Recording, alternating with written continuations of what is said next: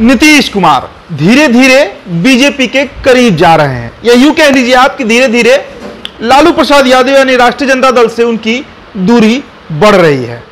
देश की राजनीति में नीतीश कुमार वो अबूझ पहेली है जिसे कोई सुलझा ही नहीं पा रहा है। जी हां, उनके बोल बयान और काम कई बार उनकी सरकार के सहयोगी दलों को चौंकाते हैं तो विरोधियों को भी उतना ही आश्चर्य में वो डाल देते हैं। यानी नीतीश कुमार को समझना मुश्किल ही नहीं नामुमकिन है। ये कथन उन पर बिल्कुल सटीक बैठता है। कई बार तो यह पता ही नहीं चल पाता है कि नीतीश कुमार विपक्षी गठबंधन इंडिया के साथ है या अपने पुराने गठबंधन एनडीए के साथ। उन्हें समझ पाना अब उनके सहयोगी दलों के लिए भी मुश्किल हो रहा है, और खासकर जब से वे महागठबंधन के साथ आए हैं तब से ऐसे कई मौके आए हैं जो उनको लेकर कंफ्यूजन पैदा करते रहता है। तो हम ऐसे ही कुछ कंफ्यूजन का जिक्र करेंगे इस वीडियो में। कहिए 5 ऐसे कंफ्यूजन हैं जो नीतीश कुमार बनाकर रखे हुए हैं, जिसके कारण यह बात समझ ही नहीं आ रहा है कि नीतीश कुमार आखिर चाहते क्या हैं। क्या सच में जो विपक्षी एकता का मंच उन्होंने तैयार किया यानी इंडिया अलायंस, उसके साथ 2024 का लोकसभा चुनाव लड़ेंगे, या अपने घर वापसी कर लेंगे, मतलब जो उनका पुराना घर रहा है जहां पे उनकी राजनीतिक करियर उन्होंने अपना संवारा, इंडिया की हम बात कर रहे हैं। तो ऐसे 5 कंफ्यूजन पर हम प्रकाश डालेंगे। अब सबसे पहला जो कंफ्यूजन नीतीश कुमार के चाल ढाल से, उनके राजनीतिक मूव से होता है, वो यही है कि अमित शाह और नीतीश कुमार का ट्यूनिंग। देखिए 4 महीने पहले ग्रामीण विकास विभाग के अधिकारियों को नीतीश कुमार कहते हैं कि जल्दी सारा काम निपटा लीजिए, समय से पहले चुनाव हो जाएगा। हो सकता है कि बिहार का चुनाव जो है वो लोकसभा चुनाव और विधानसभा चुनाव एक साथ हो जाए। अब इसके बाद नीतीश कुमार के ऊपर थोड़ा संशय हुआ कि आखिरकार वो ऐसी बातें क्यों कर रहे हैं, क्योंकि बीजेपी की तरफ से इसका कोई सिग्नल नहीं मिल रहा था और ना ही तो देश की कोई भी ऐसी पार्टी कि कोई भी राजनेता इस तरीके की बात कर रहे थे। लेकिन नीतीश कुमार ने वो बात कह दिया। और उसके बाद अब अमित शाह का जो दौरा हुआ 16 तारीख को, 5 दिन पूर्व, उसमें अमित शाह ने भी नीतीश कुमार के बात को ही दोहराया। उन्होंने कहा कि देश में चुनाव और खासकर बिहार का जो विधानसभा चुनाव होगा वो मध्यावधि होगा, समय से पहले हो सकता है, 2024 के लोकसभा चुनाव के साथ हो सकता है। तो अब इस बात पे कंफ्यूजन ये पैदा हो रहा है कि क्या नीतीश कुमार की बात बीजेपी से बहुत दिनों से चल रही है या उनका कोई ऐसा विश्वस्त सूत्र है बीजेपी में जो उनको अंदर की खबर निकाल कर देता है।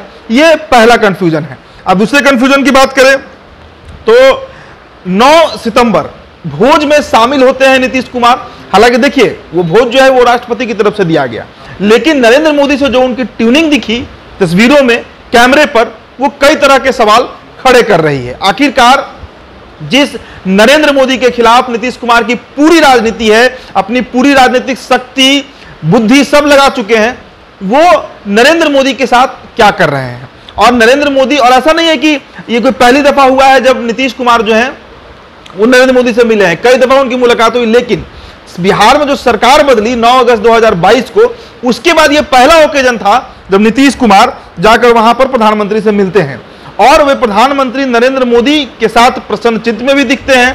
पीएम मोदी की ओर से सोशल मीडिया पर नीतीश की ऐसी तस्वीरें जारी हुई जिन्हें देखकर विपक्षी गठबंधन के नेताओं के दिल पर सांप जरूर लौट गया होगा। तो यह भी एक बड़ा कंफ्यूजन हुआ कि आखिर नीतीश के मन में चल क्या रहा है। अब तीसरे कंफ्यूजन की बात कर लेते हैं तो महिला आरक्षण बिल। देखिए ये एक बहुत बड़ा मुद्दा है, महिला आरक्षण बिल, जिसका विरोध लालू प्रसाद यादव और उनका पूरा कुनबा, जो समाजवादी कुनबा कहा जाता है, चाहे शरद यादव हो, मुलायम सिंह यादव हो, 27 साल 1996 में जब एचडी देवगौड़ा की सरकार में पहली बार इस बिल को पेश किया गया, इसका पुरजोर विरोध हुआ। उसके बाद अटल बिहारी वाजपेयी की सरकार में 2 बार इसे पेश किया गया, इसे फाड़ा तक गया। आरजेडी के ही विधायक सुरेंद्र यादव ने इसे फाड़ दिया था। लालू यादव ने यहां तक कह दिया था कि मेरी लाश पर यह बिल पास होगा। शरद यादव ने यहां तक कह दिया कि मैं जहर खा लूंगा लेकिन इस बिल को पास नहीं होने दूंगा। तो यह तो हुई लालू प्रसाद यादव की बात। लेकिन नीतीश कुमार के परिप्रेक्ष्य में समझो तो नीतीश कुमार इस बिल की तारीफ करते नहीं थक रहे हैं। वो तो यहां तक कह रहे हैं कि हमने तो 2005 के बाद जो सरकार बनी हमारी, 2006 में ही हमने महिलाओं को आरक्षण दिया, चाहे पुलिस में हो यानी दरोगा बहाली हो, सिपाही बहाली हो, या फिर शिक्षकों का मामला हो, चुनाव का मामला हो, इंजीनियरिंग कॉलेज हो, मेडिकल कॉलेज हो, सब जगह हमने महिलाओं को आरक्षण किया। और केंद्र की सरकार अगर ये काम कर रही है तो ये महिलाओं के हित में है। तो ये फिर से एक बड़ा कंफ्यूजन पैदा कर रहा है कि आखिरकार नीतीश कुमार क्या चाह रहे हैं, वो है किसकी तरफ, अपने इंडिया अलायंस की तरफ, तो लालू यादव के हाँ में हाँ क्यों नहीं मिला रहे हैं, या एनडीए की तरफ कि नरेंद्र मोदी के हाँ में हाँ मिला रहे हैं। इसके अलावा अब बात करें अगर चौथे कंफ्यूजन की, तो देखिए आपको याद होगा बेंगलुरु की जो बैठक हुई थी 17 और 18 जुलाई को, 2 दिवसीय बैठक थी, लेकिन जब उस बैठक का समापन हुआ और प्रेस वार्ता हुआ तो उस प्रेस वार्ता से अचानक नीतीश कुमार निकलकर पटना चले आते हैं। 5 मिनट भी उनके पास समय नहीं रहता है कि वो वहां पर उस प्रेस वार्ता में को संबोधित करें या उस प्रेस वार्ता में रुक ही जाए। एक फिर तस्वीर सामने आई उनकी नाराजगी की, और उन्होंने जो बातें पटना आकर कही, नीतीश कुमार ने कहा कि पटना हम इसलिए आए क्योंकि नालंदा में मलमास का मेला लगा है, उसका निरीक्षण करना है। तो ये एक बहुत बड़ा सवाल है कि जिस विपक्षी मंच को तैयार करने के लिए नीतीश कुमार न जाने कितने राज्यों का भ्रमण उन्होंने किया, कितने नेताओं से मुलाकात की, हाथजोड़ी भी किया, और उसके बाद ऐसा क्या हो गया कि बेंगलोर से अचानक वो निकलकर चले आते हैं। तो ये भी एक बहुत बड़ा सवाल जो है वो खड़ा करता है। 5वें कंफ्यूजन की बात कर ले तो देखिए, सबसे गरमाया मुद्दा बिहार में सनातन धर्म को लेकर है। लगातार शिक्षा मंत्री जो है चंद्रशेखर यादव, वो रामायण के खिलाफ बोलते हैं। रामायण को पोटेशियम साइनाइड तक उन्होंने कह दिया। उन्होंने कहा कि रामायण इस देश में और इस समाज के लिए जहर है। कई तरह की आपत्तिजनक बातें, नफरती ग्रंथ भी बताया गया।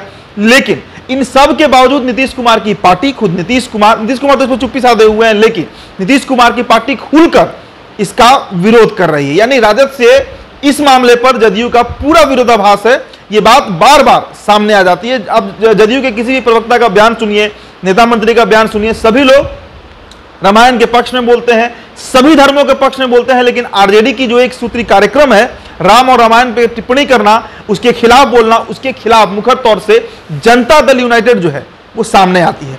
तो इस तरीके के जो घटनाक्रम है बीते कुछ महीनों के अंदर, ये सवाल पैदा करता है कि क्या नीतीश कुमार इस गठबंधन में टिकेंगे तो उसकी बिसात क्या होगी। और सबसे बड़ी बात कि नीतीश कुमार का जो एक सपना था इस देश के प्रधानमंत्री पद का प्रत्याशी बनना, वो भी उसमें ही पानी फिर गया। संयोजक बनने की चर्चा लंबे समय से हुई, लेकिन 3 महीने से अधिक का समय बीत गया। और जिस तरीके का परिदृश्य इंडिया गठबंधन का दिख रहा है, ये नहीं लगता है कि नीतीश कुमार आने वाले दिनों में भी संयोजक बन पाएंगे। तो क्या नीतीश कुमार एक सेकंड थॉट दे रहे हैं एनडीए को लेकर?